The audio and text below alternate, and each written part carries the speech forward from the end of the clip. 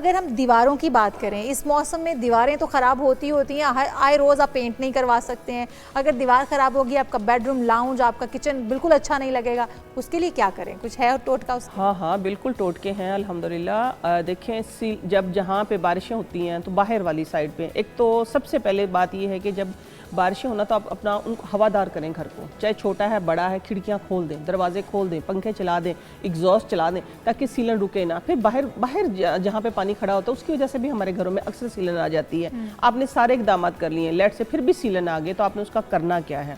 चाहे वो आपका किचन है, आपका घर है, चाहे आपकी सहन की दीवारें हैं, वहाँ पे आपने ये नमक होता है ना, जिस तरह ये मेरे पास ये छोटे छोटे नमक के पीस हैं, ठीक है, नमक पत्थर बने हुए हैं, ये देखें, ये हाँ, ये रॉक सॉल्ट है, दूसरे सारे के सारे नमक है। इसी तरीके से इतने पीस, चाहे बड़ा पीस, आप 2-3 डाल के और दीवारों के साथ रख दें, या प्लेट में किसी में, इतने पीस है ना, किसी बर्तन में डाल के, हाँ हाँ, किसी प्लेट में डाल के, जिस तरह लेट से सहन की दीवार है वहाँ पे बहुत ही सीलन आ रही है, लेकिन ये ना हो कि वहाँ पानी मर रहा हो और आप फिर नमक रख दे, वो बेचारा क्या करेगा फिर? वो तो कुछ नहीं कर सकेगा।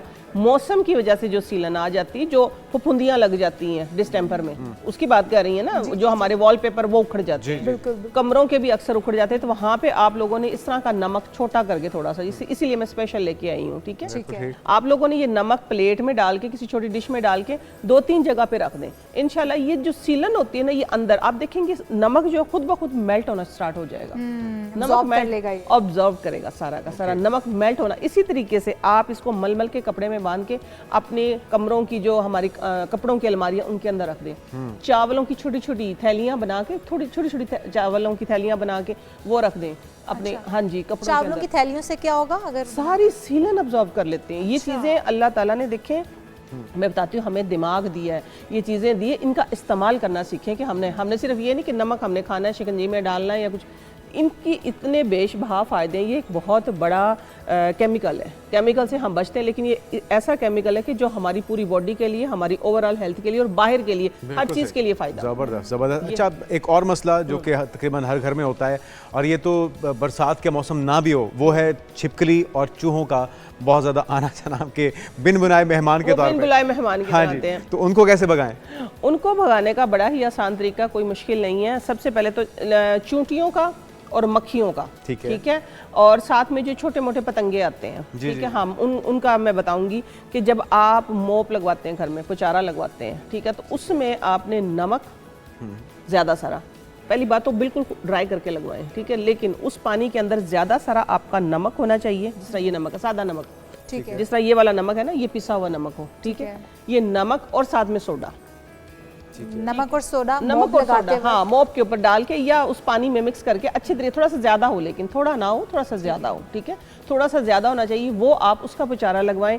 एक और बात ये कि खुशबू से भागते हैं, उसके अंदर मनपसंद कोई भी खुशबू डाल सकते हैं आप। Tea tree oil some time मैं डलवा लेती हूँ, सम टाइम डेटॉल की मुझे इतनी ज्यादा पसंद नहीं है, तो मैं टी ट्री ऑयल डलवाती हूँ, या लेमन का एसेंशियल ऑयल डलवा लेती हूँ मोप के अंदर, वो लगवाती हूँ। माशाल्लाह कोई चूंटी, कोई कीड़ियाँ, ये कक्की कीड़ियाँ जो आके ऐसी काटती, पता भी नहीं चलता है, ये उनका बेहतरीन इलाज है। जब काटती हैं तो लग पता जाता है। फिर दूसरी बात एक और मैं बताऊं कि जिस तरह जो बहुत मक्खियां, उनका सस्ता हल है, जो हमारे घरों में बचा पड़ा होता है, हमें पता नहीं है।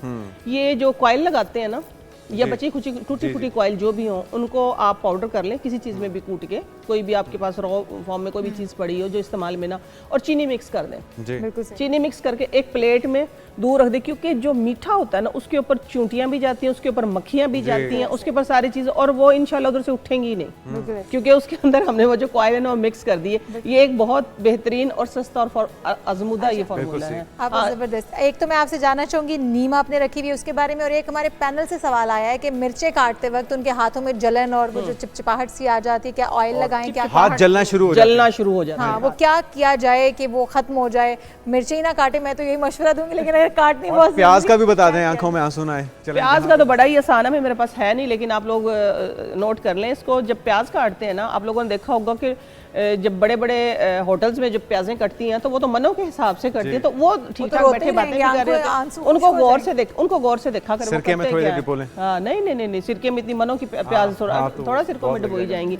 उसका हाल ये होता है कि आलू का पीस या प्याज का पीस, ठीक है, उसी प्याज का पीस आप छुरी के आगे नोक पे लगा लें।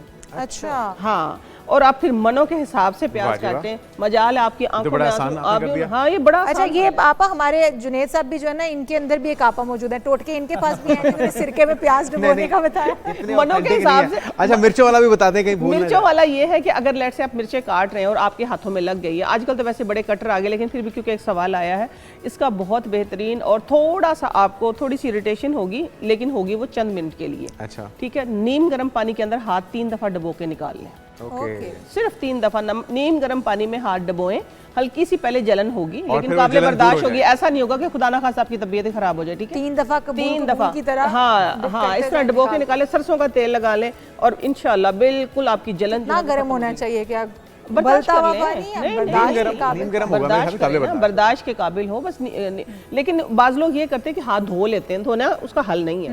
मैं नहीं मानती, हाथ डबोएं और निकालें, सिर्फ 3 दफा कर लें और उसके बाद सरसों का तेल लगाएं, कोई अब जलन नहीं नीम के होगी। पत्तों की तरफ आ नीम जाएगा, के आखिरी पत्तों की मिनट तरफ भी हमारा आती है, बचे। उससे पहले मैं सिलिका जेल की तरफ भी आती हूँ। ये सिलिका जेल है, ठीक है, आम जो हमें ये पता थी सिर्फ शूज में ही रखी जाती जी। है, ये सिर्फ सोचने की बात है शूज में क्यों रखी जाती है, ताकि उसके अंदर सीलन ना आए और हमारा ये जो नीचे का जो तला है ये खराब ना हो। ठीक है, नीचे का जो सोल है जिसको हम बोलते हैं, ये आपस से हटे ना, इसकी ग्लू ना खत्म हो। बिल्कुल सही समझ आइए कुछ बात। डन। तो ये जो सलीका जेल है ये आप अपनी कबर्ड्स में डालें, किचन की कबर्ड, जिस तरह मैंने ये बताया, सोडा और ये बताया, ओके, सीलन से सलीका बचाने जेल के लिए, स्मेल से आम बचने के लिए। सस्ती सी मिल जाती है, कोई इतनी महंगी नहीं है। बस आप लोगों को ये लगेगा ये तो सिर्फ जूतों में होती नहीं, ये भी पापड़ मंडी लाहौर से बहुत अवेलेबल है। थैंक यू सो मच आपा, और Time ये खत्म हो जबरदस्त गया। मुफीद मशवरे थे, Time टाइम दोबारा रह आपको गया। अच्छा चले ठीक है, दोबारा करेंगे फिर। हम आपा को दोबारा ज़हन में देंगे, कैसे जानेंगे कि आखिर और क्या क्या टोटके उनके पास हैं जो कि आपके लिए आसानी ला सकते हैं जिंदगी के अंदर।